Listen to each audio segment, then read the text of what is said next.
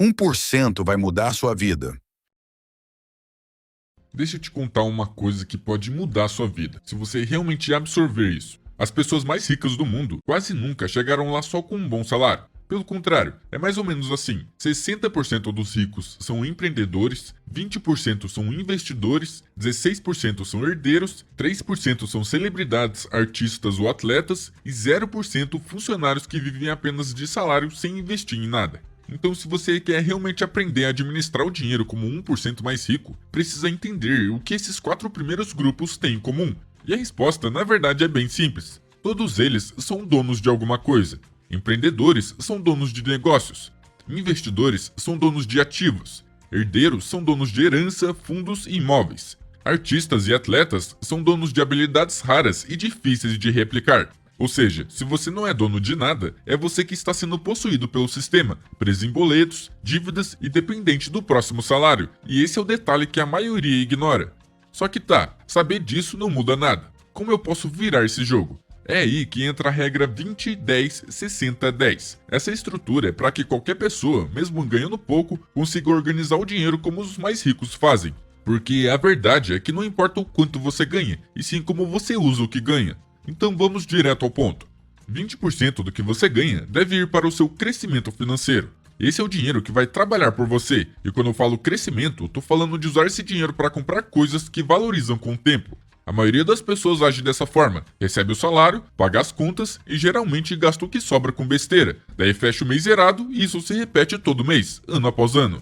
E sabe o que é mais triste? Esse ciclo foi criado para isso mesmo. Você se sente bem quando o salário cai, mas dias depois já está quebrado de novo. Trabalha mais no mês seguinte para tentar equilibrar e continua preso no mesmo lugar. É uma escravidão moderna, só que disfarçada de uma vida normal. Mas calma, não estou dizendo que receber salário é igual ter sido acorrentado, mas existe uma escravidão moderna e invisível. Séculos atrás, escravos não ganhavam nada, mas tinham um teto e comida racionada. Hoje a gente trabalha quase todo dia, recebe um salário, mas gasta tudo com comida, aluguel, transporte e contas de luz. A diferença é que agora a gente acha que tem liberdade. E quando você entende isso, percebe que precisa reagir. E o primeiro passo é usar esses 20% para comprar ativos, ou seja, coisas que colocam dinheiro no seu bolso e crescem com o tempo.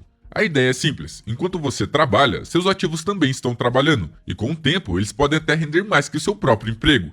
Agora talvez você pense: mas eu não tenho dinheiro para investir. E eu entendo, mas você precisa dar um jeito de encontrar esse dinheiro, porque quanto antes você começar, vai ser melhor. Por exemplo, imagine 2 caras, o Lucas e o Pedro. O Lucas começou a investir R$ 500 por mês aos 20 anos. O Pedro só começou aos 30 anos, mas para compensar, ele investiu R$ 750 por mês. Quando completam 60 anos, os dois param de investir. O Lucas investiu 240 mil ao longo de 40 anos e o Pedro investiu 270 mil ao longo de 30 anos. Ou seja, Pedro investiu mais dinheiro, certo? Mas sabe quem terminou com mais no final? O Lucas, e com quase o dobro, porque ele começou antes. Esse é o poder dos juros compostos. Tempo vale mais do que dinheiro. Certo, agora que você já entendeu como começar de verdade, a primeira coisa é escolher os ativos certos para seu dinheiro crescer, e para isso, pense como se fosse uma escada de risco, do mais estável ao mais ousado. Se você está começando a investir agora e não entende nada disso, a renda fixa é o melhor caminho. Atualmente, o CDI está em torno de 14,65% ao ano. Isso significa que ao investir em um título que pague 100% do CDI, você pode conseguir um retorno líquido de aproximadamente 12,5% ao ano. Só que isso não vai continuar para sempre. Se pegarmos o histórico dos últimos 10 anos, a média líquida de retorno da renda fixa ficou em torno de 8% ao ano, o que não dá um retorno muito alto, mas em compensação é muito mais seguro do que os outros ativos que eu vou falar.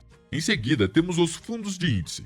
ETFs são a forma mais simples e segura de começar a investir em ações. Em vez de escolher ações individuais, você leva o mercado como um todo. Com isso, você dilui o risco, mas também diminui o retorno que você pode obter. Temos 4 fundos de índice principais no Brasil: BOVA11, com retorno de 9,2% ao ano nos últimos 10 anos, e VVB11, com retorno de 18,7% ao ano, DIVO11, com retorno de 9,3% ao ano, e SMAL11, com 7,1% ao ano. Como você pode ver, o único que valeria a pena é o IVVB11. O resto tem um retorno parecido com a renda fixa, então na minha visão não vale muito a pena. Depois disso, passamos para habilidades de alta renda. Esse talvez seja o melhor investimento de todos. Aprender algo que te faz ganhar mais dinheiro multiplica sua renda e seu potencial de crescer muito acima de 20% ao ano. Por exemplo, se você investir 5 mil em bons cursos ou capacitação, em alguns meses trabalhando na área, você já recebe seu investimento de volta e os próximos anos são de puro lucro. E tem várias coisas que você pode fazer, como vendas, edição de vídeo, tráfego pago, programação, designer, copy, e também tem vários serviços braçais que estão em alta, como instalação de energia solar, manutenção de ar-condicionado, pintura e pequenos reparos residenciais, mercenaria sob medida, montagem de imóveis, aplicação de películas ou isofilme, enfim, tem muitos. A verdade é que qualquer área onde exista demanda e pouca mão de obra qualificada, o profissional que sabe o que faz pode cobrar muito bem, mesmo sem ter um diploma. O retorno dessas habilidades é muito mais rápido do que qualquer outro investimento e ninguém tira isso de você. Então sim, ele provavelmente é o melhor investimento que você pode fazer. Certo, agora passamos para os fundos imobiliários. Eles são como condomínios de investimento, onde várias pessoas colocam dinheiro para investir juntos em imóveis, como shoppings, galpões e prédios comerciais, e recebem uma parte dos aluguéis todo mês. Vou falar sobre 4 fundos para você ter uma noção do quanto um fundo pode ter de rendimento. Lembrando que isso não é uma recomendação de investimento, estou apenas dando exemplos. Temos o HGLG11, que nos últimos 10 anos retornou 15% ao ano, KNRI11, com retorno de 12,5% ao ano, GGCR11, com 17% ao ano, e o HGRU11, com retorno de 14% ao ano. Como você pode ver, o retorno deles fica bem acima da média dos ETFs que mencionei anteriormente, mas se pegarmos o IFIX, que é um índice que mede o desempenho geral dos fundos imobiliários, esse retorno fica em torno de 8,4% ao ano. Então você precisa saber escolher bons fundos, senão vale mais a pena investir na renda fixa, por isso é mais arriscado que os outros ativos que já mencionei. Agora chegamos nas tão famosas ações. Ações são pedacinhos de uma empresa que você pode comprar. Quando você vira sócio, pode ganhar dinheiro de duas formas: com a valorização desses pedaços e com os lucros que a empresa distribui. Temos algumas formas de investir em ações. A mais burra delas é tentar acertar a melhor ação de todas e colocar todo o seu dinheiro nela. Essa é a forma mais idiota possível de investir. E a forma que eu considero mais sólida é simplesmente investir em 20 ou 30 empresas que tiveram lucro durante os últimos 8 anos. Por exemplo, se você fazer uma carteira com as 20 maiores ações da bolsa que deram lucro nos últimos 8 anos, dá uma média de retorno de 15% ao ano, com um risco relativamente baixo comparado a outras maneiras de investir. Para você ter uma noção, se o Lucas do nosso exemplo anterior tivesse investido nessa carteira, em vez de ter 2,7 milhões, ele teria 11,4 milhões. Mas claro, existem muitas e muitas variáveis. Não tô falando aqui que é zero risco e nem que você terá um retorno desse durante 40 anos seguidos, até porque isso é quase impossível de acontecer. Mas sim, investir em ações pode ser extremamente lucrativo no longo prazo.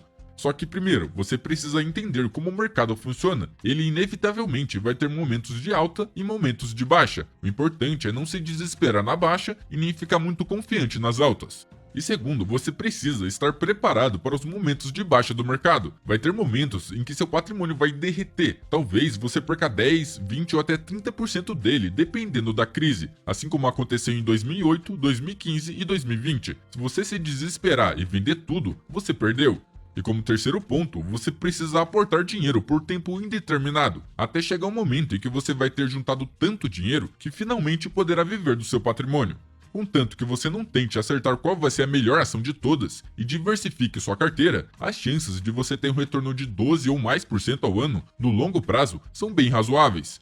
E lembrando que nenhuma ação tem o poder de te deixar rico. O que vai realmente te deixar rico é trabalhar e investir. As ações apenas amplificam o crescimento do seu patrimônio. Em seguida, vem os negócios online.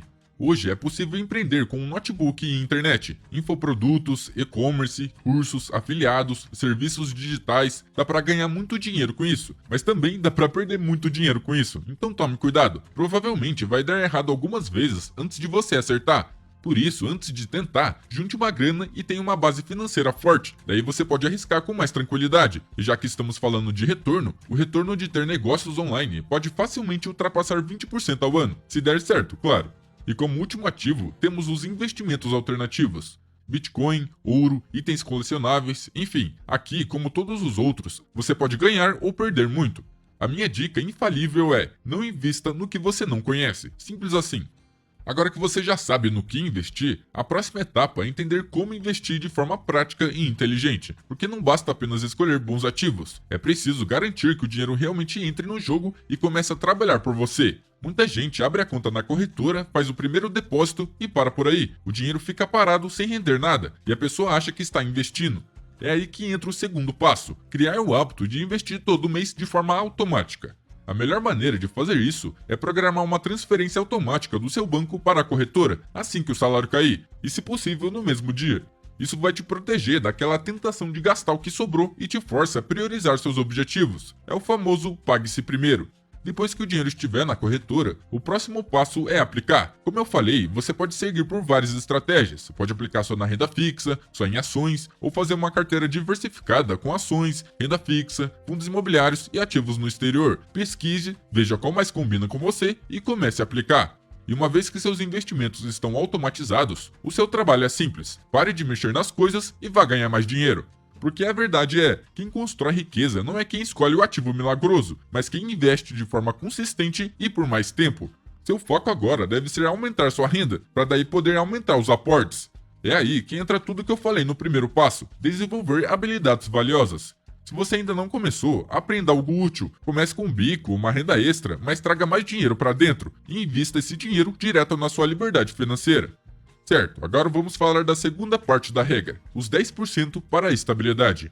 Essa é a parte do dinheiro que te mantém no jogo. Muita gente não percebe que nem todo o dinheiro deve ir para investimentos de crescimento ou consumo. Uma parte precisa ser guardada para proteger seu progresso. Porque imagine essa situação: uma pessoa que trabalha como autônoma depende do notebook para atender clientes. Um dia o computador simplesmente para de funcionar. Sem dinheiro guardado, ela precisa parcelar o outro em 12 vezes no cartão com juros. Enquanto espera o novo chegar ou consertar o antigo, ela perde prazos, clientes e toda a renda dela, o que cria uma bola de neve, porque ela vai precisar se endividar novamente no próximo mês para pagar o rombo do mês anterior. Tudo isso porque ela não tinha uma reserva. Se ela tivesse separado 10% do dinheiro para a estabilidade, a história teria sido completamente diferente. Muitas pessoas acham que tem um problema de dinheiro, mas na verdade elas têm um problema de estabilidade. Se vier uma conta inesperada, tudo desmorona. Mesmo que você esteja investindo, seria forçado a vender seus investimentos, mesmo se eles estivessem na baixa, o que poderia gerar um grande prejuízo. E é por isso que você precisa de uma margem de segurança na sua vida. E para fazer isso, você precisa seguir esses 3 passos. O primeiro passo é calcular seu fundo de estabilidade. Para começar, você precisa listar os gastos essenciais, coisas como supermercado, aluguel, contas básicas e qualquer serviço fundamental, como a internet para trabalho, por exemplo. Some tudo isso e você terá seu custo mensal base, digamos que seja R$ 2.300 por mês. Agora, multiplique esse valor por 5 meses. O resultado é o valor ideal do seu fundo de estabilidade. No nosso exemplo, isso dá R$ 11.500. A cada mês, 10% do seu salário deve ir para esse fundo, até atingir esse valor. Talvez você pense que esse valor é um exagero, mas confie em mim, quando a vida te der uma rasteira, e em algum momento ela vai dar, isso é inevitável, você vai conseguir se recuperar tranquilamente, sem desespero, sem se endividar e sem perder anos da sua vida pagando contas. O segundo passo é armazenar da forma certa. Agora que você já sabe o quanto precisa, tem que saber como guardar da forma certa, e aqui vão 3 regras de ouro. A primeira regra é que tem que ser de acesso rápido. Seu dinheiro precisa estar disponível em até 24 horas no máximo. Então, nada de colocar em um investimento que só pode ser resgatado em 2030. A segunda regra é zero risco. Isso não é um dinheiro para investir, especular ou buscar um retorno alto. Então nunca coloque seu fundo de emergência na bolsa de valores, nem em cripto ou em qualquer outro investimento volátil. Seu dinheiro precisa estar o mais seguro possível. E a terceira regra é que tem que render alguma coisa. Só porque não é um fundo de crescimento, não quer dizer que ele deva ficar parado, porque dinheiro parado é dinheiro perdido. Então deixe em um CDB com liquidez diária, rendendo 5% do CDI. Por exemplo, se você tiver R$ 11.000 de reserva, seu dinheiro estará rendendo todo mês entre R$100 a R$110, só de você ter deixado o dinheiro ali. O terceiro passo é que você tem que acumular rápido. A maioria acha que montar um fundo de emergência leva anos, mas se você jogar com inteligência, pode ser muito mais rápido. Existem 3 táticas que se complementam e podem te ajudar a acelerar o processo. A primeira tática é a varredura do salário. Assim que o salário cair, 10% vai direto para o fundo de emergência. E você precisa automatizar isso, como fizemos com os 20% para o crescimento. Ele precisa estar 100% no piloto automático. A segunda tática é a promessa de reposição. Você se compromete que toda vez que usar o fundo, vai repor imediatamente. Por exemplo, se o carro estragar e você precisar gastar R$250 para consertar, ok, o fundo é para isso. Mas assim que o próximo salário cair, você coloca esses R$250 de volta, como se nada tivesse acontecido.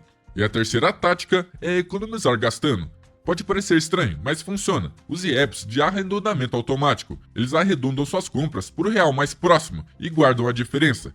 Por exemplo, se você gastar R$ 30,50 em um lanche, o app pega 50 centavos do saldo da sua conta e guarda. Não é muito, mas ao longo do tempo isso dá uma boa diferença. Agora, quando o fundo estiver completo, você tem duas opções. A primeira é redirecionar esse dinheiro para o fundo de crescimento. E a segunda é usar o último pilar do sistema, os 10% finais que vamos ver daqui a pouco. Agora vamos para os 60% na regra, os essenciais. Esses são os 60% que alimentam você, não o seu ego. Surpreendentemente, mais de 63% dos brasileiros que ganham mais de R$ 14 mil por mês ainda vivem de salário em salário e não possuem nenhuma reserva. A maioria deles estão ocupados demais tentando parecer ricos em vez de se tornarem ricos de verdade. Isso mostra que você pode ter um bom salário e mesmo assim continuar quebrado todo mês. Eu já vi gente comentando no meu vídeo que ganha 20 mil por mês e ainda assim não consegue fazer o dinheiro sobrar. No final, não é sobre o quanto você ganha, mas o quanto você desperdiça. É muito fácil se enganar com aparências. Tem gente por aí cheia de estilo, roupas de marca, relógios caros, uma vida corrida, sempre em restaurantes ou um evento. Mas se você olha para a conta delas, tem 50 centavos, um cartão estourado e várias dívidas. Enquanto outras, que parecem mais simples, têm mais de 50 mil de reserva e absolutamente nenhuma dívida. E isso não é sobre parecer rico ou parecer pobre, é sobre escolha e consciência, porque riqueza de verdade não faz barulho, ela é construída no silêncio, sem precisar mostrar nada para ninguém. O problema é que muita gente usa desculpas para justificar o aumento de gasto. Preciso de uma casa maior, esse carro vai facilitar meu dia a dia, eu mereço comer fora de vez em quando. É aí que começa a tal da inflação do estilo de vida, o aumento silencioso do padrão de vida que suga qualquer chance de acúmulo. Mas para você não cair nessa, tem alguns passos que você pode seguir para evitar isso. O primeiro passo é ter clareza sobre o que realmente é essencial. Muita gente não vai gostar disso, porque o que hoje é visto como essencial, muitas vezes é só um luxo disfarçado. Essenciais são o que te mantém vivo e funcional, ou seja, aluguel, financiamento, alimentação, contas básicas, transporte, seguro e roupas básicas. O que não entra nessa conta são pedir comida toda semana, a academia que você não pisa desde janeiro e os 3 ou 4 serviços de stream que você esqueceu de cancelar. Se você usa academia, beleza, mas se não usa, tá queimando dinheiro. A forma mais fácil de liberar grana é olhar seus extratos bancários e cancelar tudo que você não usa de verdade. Se algo não te ajuda a viver, trabalhar ou manter sua saúde, então não deve estar nos seus 60% essenciais. Mas tá, e por que limitar os essenciais a 60%? Porque o brasileiro médio gasta de 70% a 80% achando que tudo é necessidade, quando na verdade boa parte são hábitos inflacionados. Ao se forçar a viver com 60% da renda, você elimina tudo que é desnecessário e muda sua mentalidade de quero gastar mais para quero ganhar mais. E esse é o tipo de mentalidade que vai te fazer crescer.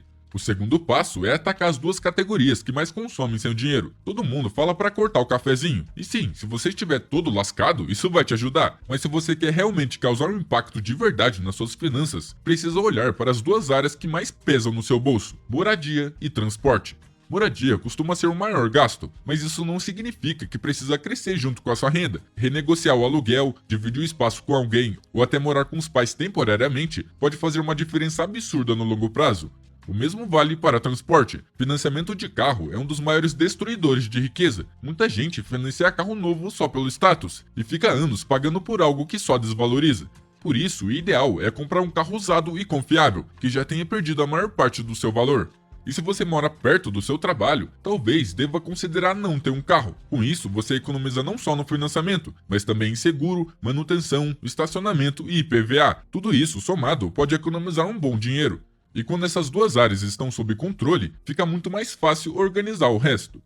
E por fim, é preciso entender que não é só a força de vontade que vai te manter no caminho certo, e sim as regras que você cria para automatizar boas decisões. Pessoas ricas não confiam só na motivação, elas criam sistemas. Um sistema simples, por exemplo, é se fazer 3 perguntas antes de comprar qualquer coisa. A primeira é: isso é uma compra por impulso? Se não for, tudo bem, mas se for, aplique a regra dos 7 dias. Espere uma semana e só depois decida se ainda quer. A segunda pergunta é: estou comprando pela marca ou pelo valor? Se for pela marca, repense. Roupas caras usadas poucas vezes têm um custo por uso muito alto. Já peças duráveis e funcionais, mesmo que mais simples, geram muito mais valor. E a terceira pergunta é: isso vai melhorar de verdade a minha vida? Se não for algo útil, prático ou que te traga um bem-estar real, provavelmente é só uma compra emocional para impressionar alguém ou aliviar o tédio. Com o tempo, esse processo se torna automático e você começa a tomar decisões melhores quase sem esforço. No final das contas, não é sobre ser pão duro, é sobre ter intenção em cada gasto. Os últimos 10% da regra são dedicados às recompensas, a parte que ajuda a manter a sanidade mental e emocional no meio de toda essa disciplina financeira. Porque dinheiro não serve apenas para crescer, se proteger ou pagar as contas, ele também deve proporcionar momentos de prazer. O problema é que muita gente ignora essa etapa e depois acha que poupar é um castigo eterno, mas a verdade é que são justamente as pequenas alegrias do dia a dia que mantêm a motivação acesa e dão sentido ao esforço. Inclusive, dados mostram que 92% das pessoas gastam além da conta depois de períodos intensos de economia, justamente porque poupar sem nenhum tipo de prazer começa a parecer uma punição. E é por isso que esses 10% não são uma desculpa, são uma estratégia para tornar o processo sustentável ao longo do tempo. E para que isso funcione bem, o ideal é criar uma conta separada chamada Pote da Alegria, onde todos os meses você transfere automaticamente 10% da sua renda, independentemente do valor. Ganhou 2.000, transfira 200. Ganhou 10.000, transfira 1.000. O segredo é manter o percentual fixo. Mas atenção, não vale trapacear usando dinheiro de outras categorias para complementar esse fundo. Se acabar, acabou. Só recomeça no mês seguinte. Isso faz com que cada escolha seja mais intencional e evita aquele sentimento de culpa por gastar. Com o tempo, você passa a buscar experiências mais significativas em vez de um consumo vazio. E se o fundo ainda estiver pequeno, a prioridade deve ser gastar com vivências, e não com objetos. No fim das contas, a regra 20-10-60-10 mostra que dá para crescer, se proteger, viver com equilíbrio e ainda aproveitar a jornada. Tudo isso sem se sabotar e sem perder o sentido do caminho.